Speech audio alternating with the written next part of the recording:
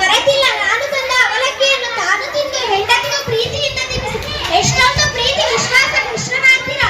ನನ್ನ ಬಡತನ ಹೇಳಿ ಆತನ ಮನಸ್ಸಿಗೆ ಬೇಸರ ಉಂಟು ಮಾಡಬಾರದು. ನನ್ನ ಬಡತನ ನನಗಿರಲಿ.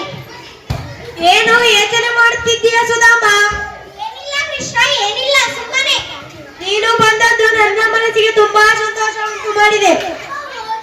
ನನಗೆ ಗುರುಕುಲದ ಜೀವನ ನೆನಪಾಗಿದೆ.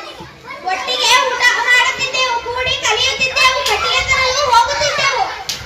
ಮಾತೆ ಕೊಟ್ಟ ಉಳಿದ ಕಡಲೆ ತಿಂದು ನನ್ನ ಪಾಲಿನ ಕಡಲೆ ತಿಂದು ನಿನ್ನ ಪಾಲಿನ ಕಡಲೆ ತಿಂದದ್ದು ಜ್ಞಾಪಕವಿದೆ. ಹಸಿವು, ಬಡತನ, ಪ್ರಜೆಗಳ ಹಸಿವು ಹಿಂಗಿಸಲು ಅವರ ಕಷ್ಟ ಕ್ಷಮಾಪಣೆ ಕ್ಷಮಿಸಬೇಕು. ಆವಾಗ ಮಾತ್ರ ಅವ ನಿಜವಾದ ರಾಜನಾಗುವನು. ಇಷ್ಟು ದಿನ ಇಲ್ಲೇ ಇದ್ದು ಇದನ್ನೆಲ್ಲ ಕಣ್ಣಾರೆ ಕಂಡಿರುವೆ. ಸುಧಾಮ, ನಿನಗೇನು ಬೇಕು?